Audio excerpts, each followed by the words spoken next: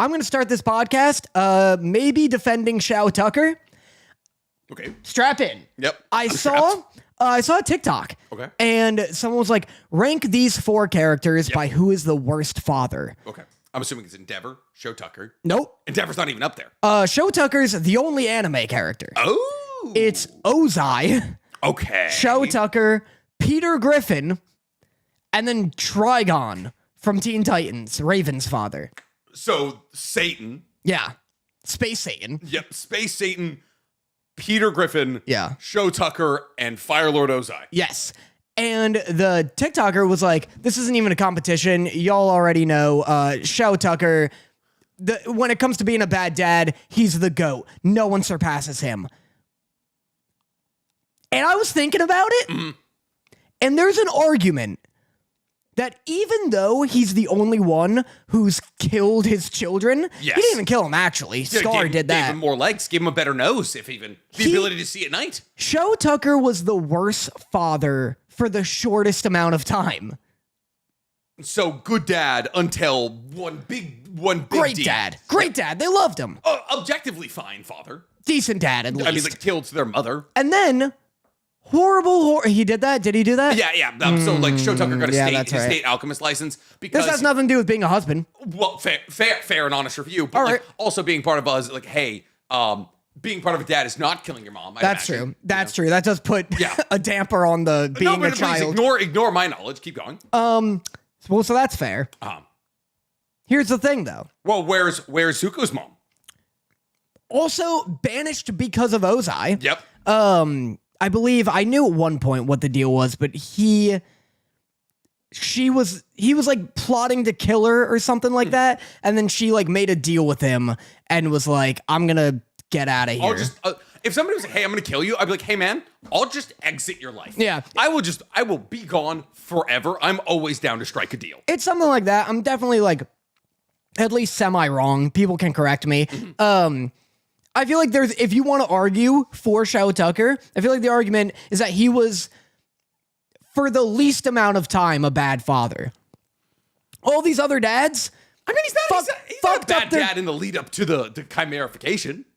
Yeah, exactly. That's what I'm saying. He's a fine dad, other than killing his wife, for sure. Not great dad material. Still, technically didn't kill her, just chimera. Peter Griffin, arguably worse to Meg. Well, to Meg. To Meg.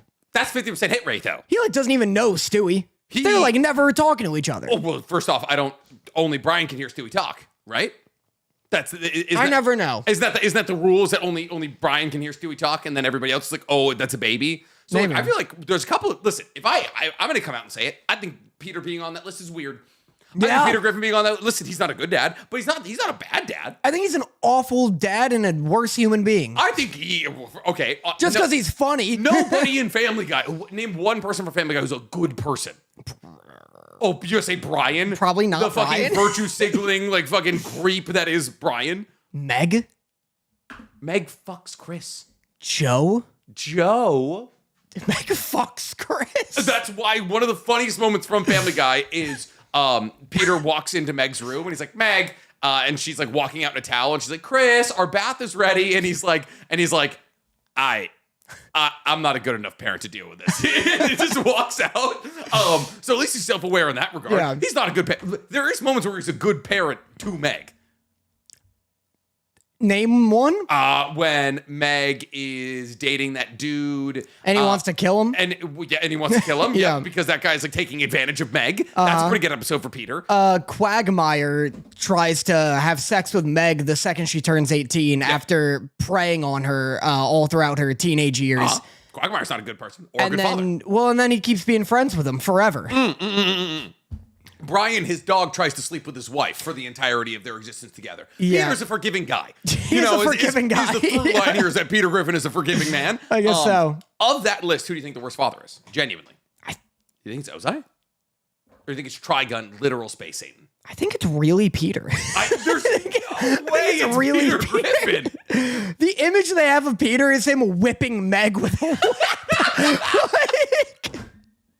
My favorite scene of Peter and Meg's relationship is when Meg's like, Peter's outside with like a baseball bat and he hears something in the house and Meg's like, what is it? He turns around and looks at her. For like 40 seconds. Yeah. It's like, what is it? What's going on? What's happening? Is everyone okay? Boom. Yeah. You scared me, Meg. Yeah. Oh, probably him. Who do you think? Like, here's the thing. I don't think Show Tucker should be punished because he technically killed Nina. Talking about? There's context here. I don't think Show Tucker should be punished because he technically killed Nina, because everybody else on the list has tried to kill their children. They just have superpowered children. I see. It's like nobody else. All of these people, everybody on this list at least tried to kill one of their children. Yeah. Like Fire Lord Ozai literally challenged Zuko to an Agni Kai. Well, here's the thing in defense of Ozai, Okay. I guess. He purposely didn't kill Zuko. I guess. And then he let Zuko back into the fold. Mm-hmm. And then never tries to kill him. Only Azula tries to kill him. I guess. I don't think it's Ozai, personally. If I had to say, it's probably Trigun. I thought we'd be skipping over Trigun. I didn't know if you knew much about Teen Titans. I love Teen Titans. All right. I mean, it's literally like his entire thing is like, I'm going to kill Raven and or control her to take over the world. Yeah, he's bad he looks for sure. Raven as a conduit. Like he's like, oh, you were my spawn sent onto Earth to like extend my extermination campaign. Yeah, but but that's still spending time with his daughter. You could argue that Show Tucker making Nina into a dog that he's going to get to live with the rest of his life. I didn't really see him play with the dog though. Okay, but here's the thing. I would say fair. I would say that Show Tucker was on the path of science, Trigun on the path of decimation. Right. But it's pretty key differentiator there. I guess so. I feel like Nina was like, if Nina didn't have that line where she's like, I'm in so much pain. Yep. That's what like, sucks. To the point where like Scar was like the only like ethical thing is to like electrocute this thing to fucking death. That's the worst part about Nina, is that it's not just she got turned into a dog. It's that she's like, oh, this hurts always, by the way. And then like also the guy who we all thought was a bad guy literally had to like mercy kill her. Yeah. Yeah, I guess he is pretty bad. I don't think it's Ozai. Who do you think the best father is? Because you're starting to convince me it's Ozai. He does like Azula. He likes Azula. Yeah. And he burns Zuko, which sucks, but they've all hurt their children. Like if you're like hurting your child, it means he can't be the best. And you've never met my dad. That's the baseline. Neither have I. Yeah. A bazinga. The baseline is that they all hurt their children. Yes. And so once we get to the baseline, Ozai's just like, hey, fuck off. He doesn't turn Zuko into a dog. He isn't constantly whipping or ripping ass in his face. Okay, all right. Well, hold up. But only Meg doesn't carry permanent scars from what Peter's ever done to her. I'm sure she does. Just like not mental, on her face. Mental, maybe, for sure, 100% mental, but like, Zuko is permanently scarred. I suppose. That's fair. All right, here's a real question. How many of these people are punished for the deeds that they commit? Peter Griffin is the only person not punished. So therefore, he must technically be the best father on this list. How about this? Yep. Out of all of these children, Zuko, Nina, Meg, Raven, who brings up their parents the least? The least. Most of Zuko and or Nina. Most of Zuko. I'd say it's a two-way race between... Well, Nina doesn't get the chance to bring up her parent. Like, by the time that her dad gets shitty, she can barely talk. My point, Raven never talks about Trigun. I don't think she wants to. She's literally terrified of him. I feel like she gets to ignore him pretty easily. Oh, pretty often. Because he lives in a different dimension doesn't mean it doesn't make him a good dad. Yeah. Co-parenting, Sometimes the best thing you can do is not be present in your child's life. Who's the final say? Worst father. I'd say it's a coin flip between worst father. Yeah.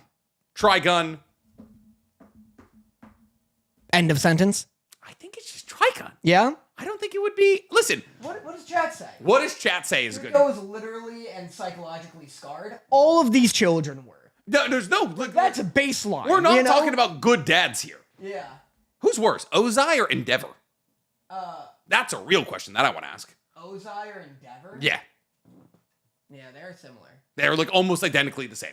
And they also are pushing their children for almost the exact same reason, because they just want them to be like good fire users. It's Ozai. What are the best fathers in anime? Best fathers in anime. Isshin Kurosaki, Ichigo's father. this is gonna be a controversial opinion. Jin freaks.